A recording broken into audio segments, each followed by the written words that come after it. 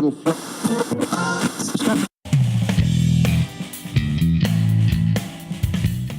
do we put the right message in front of the right people at the right time? That's the big question, and this podcast answers it. Welcome to Freaky Smart Marketing with David Olson.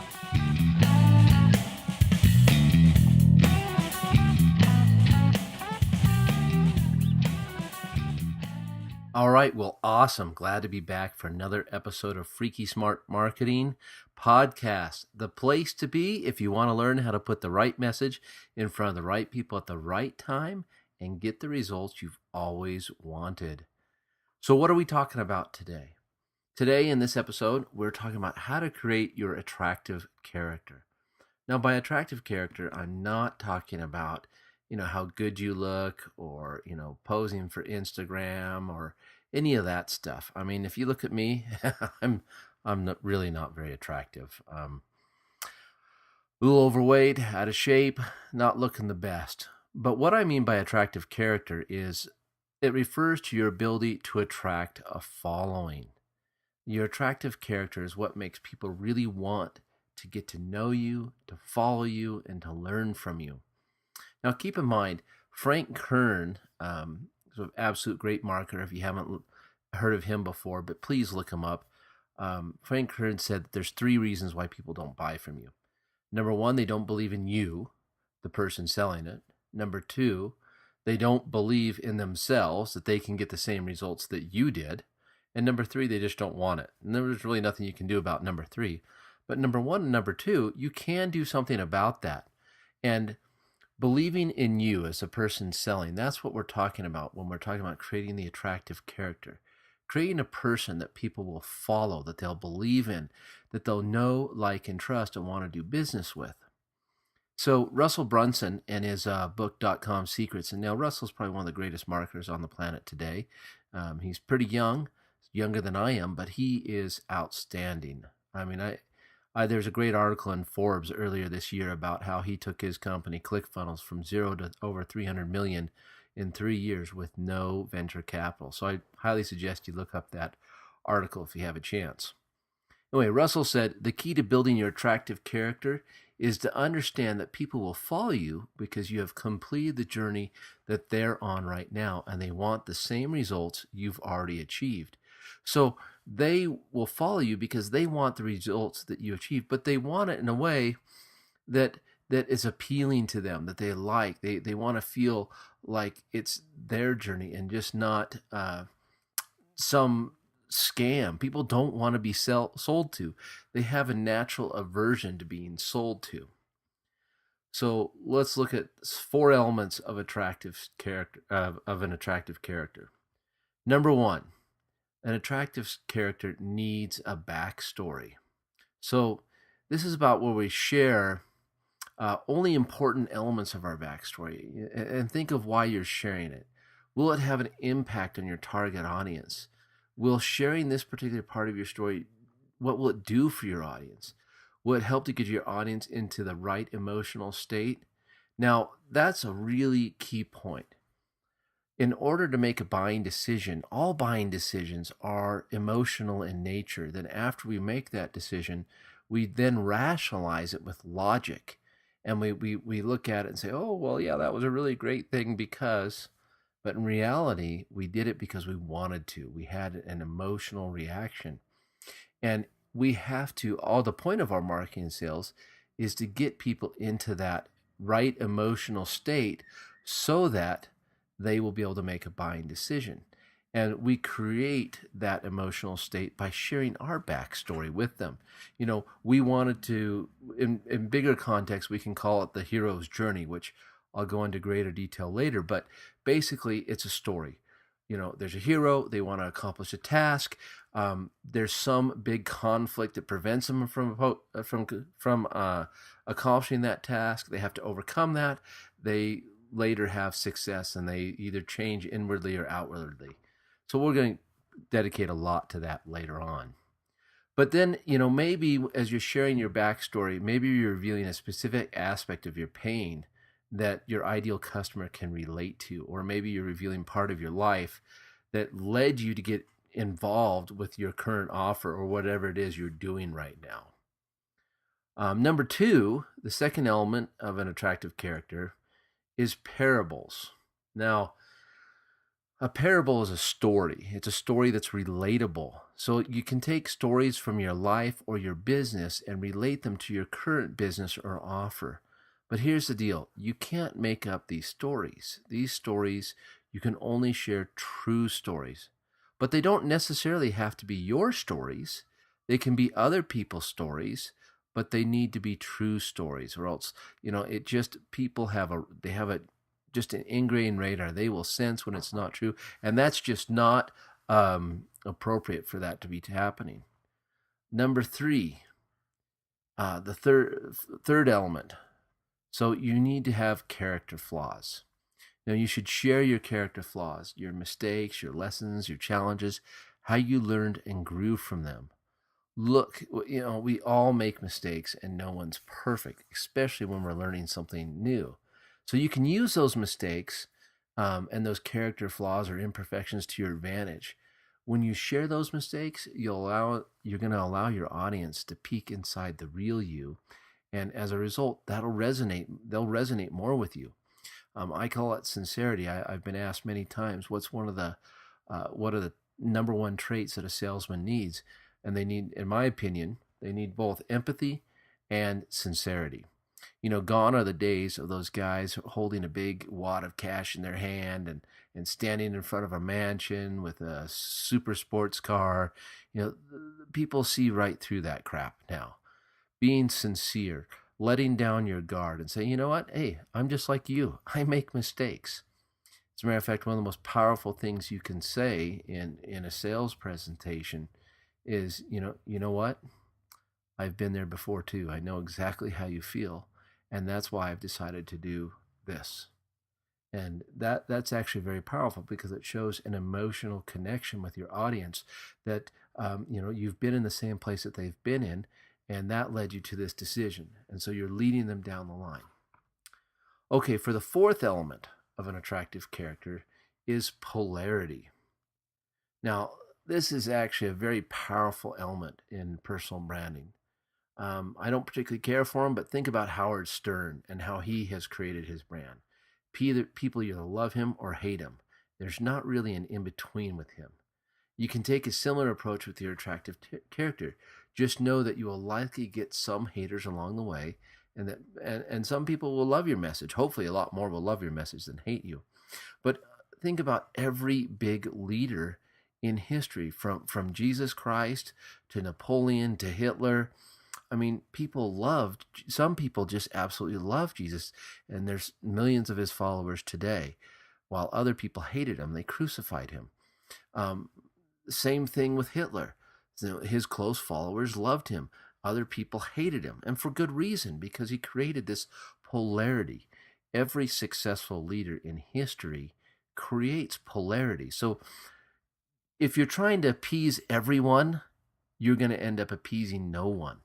And that's a problem. You can't be this middle of the ground trying to be everything to anyone. I worked with a group of people who that's what they tried to do all the time. They were always trying to, if one person complained, we had to change a whole marketing campaign. If one person didn't like something, we got one negative comment, everything would have to change. And that's just not the way it should be. There should be polarity. Some people, you should really be repulsing those people who are not your ideal customers, and you should be attracting your ideal customers. And that way you're part of your segmenting your audience, and you're weeding out the wheat from the chaff. So you need that polarity there. So those four elements: backstory, parables, character flaws, and polarity, those elements combine to help your audience know, like, and trust you. And why is that important? Because we prefer to do business with people that we know, like, and trust. It's just a simple fact. So how can we, besides those four elements, what else can we do to help build our attractive character? Well, one thing we can do is use storylines. So consider using specific storylines as a way to distinguish yourself from your competition and attract a larger or more devout audience. So here's 4 different storylines you can practice with. Number 1, loss and redemption. Something like, I lost this and struggled, but then I found my solution, and here's what happened. Like, hey, it's like the phoenix rising above the ashes.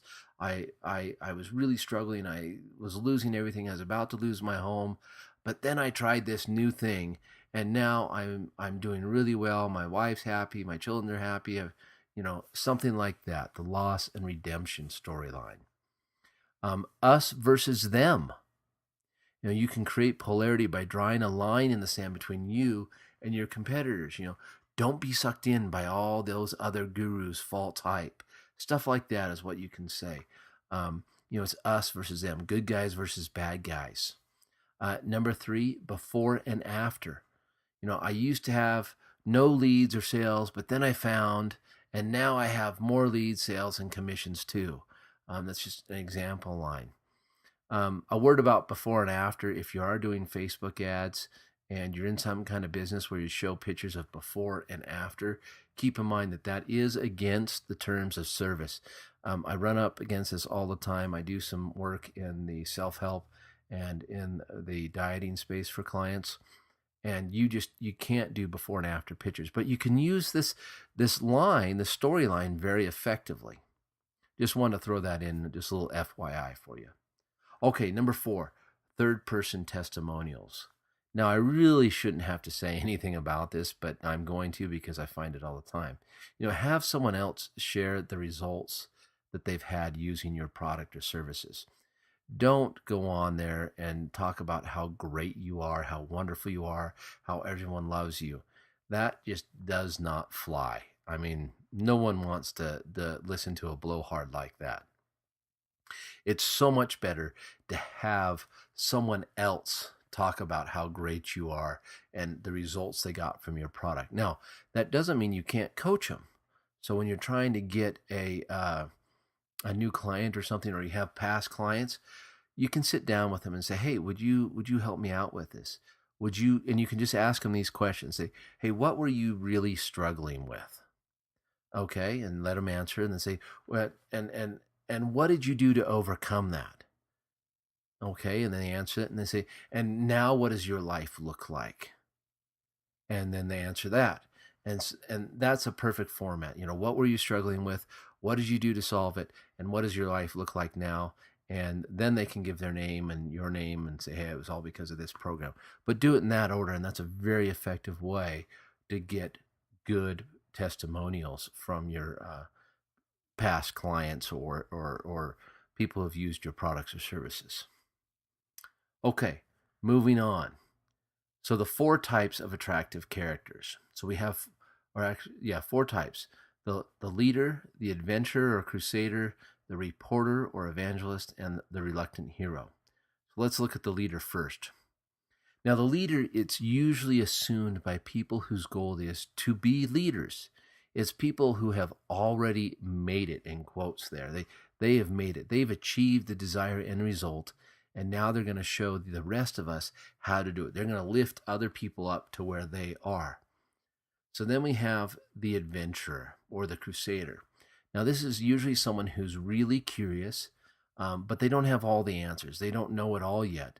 And typically, they invite their followers to join them on some kind of adventure or journey where they're searching for the truth or searching for the right answers.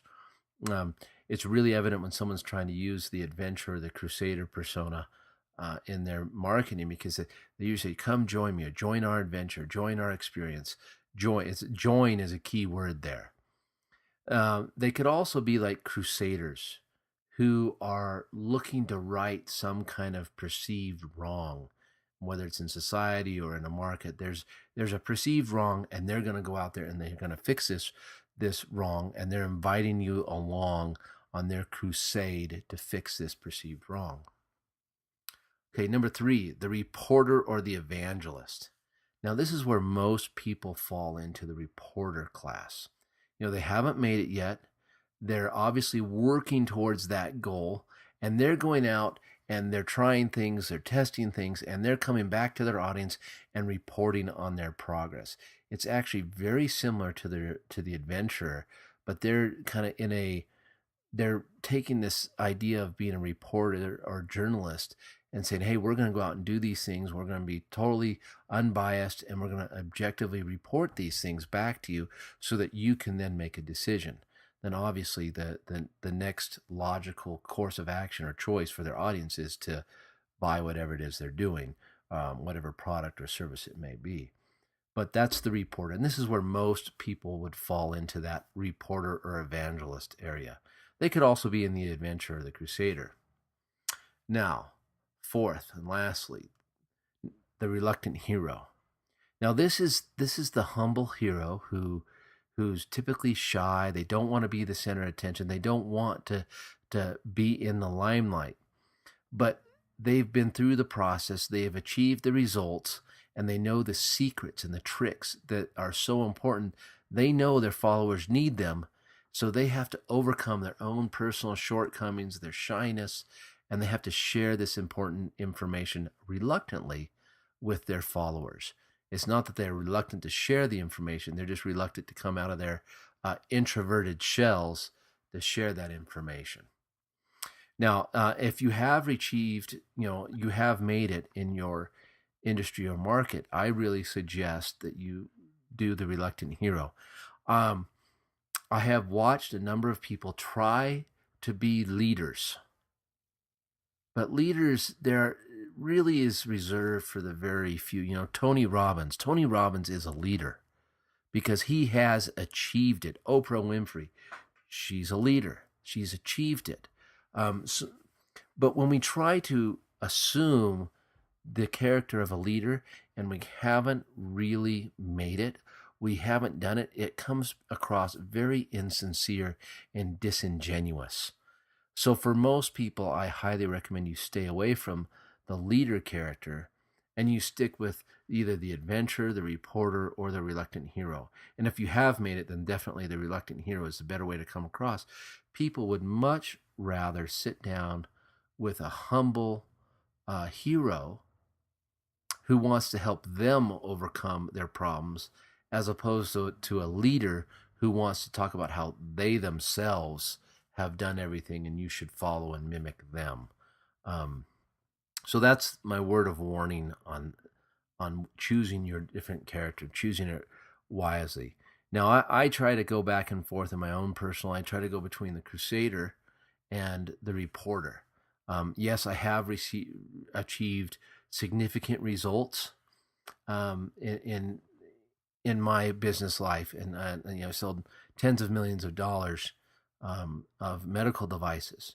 But I just find that when I'm dealing with other businesses and other businessmen, being a crusader, trying to right a wrong, and just going back and reporting and being sincere, honest, forthward, that works so much better than trying to be the leader. So here is your homework assignment. I want you to go through, and I want you to look and start developing your attractive character.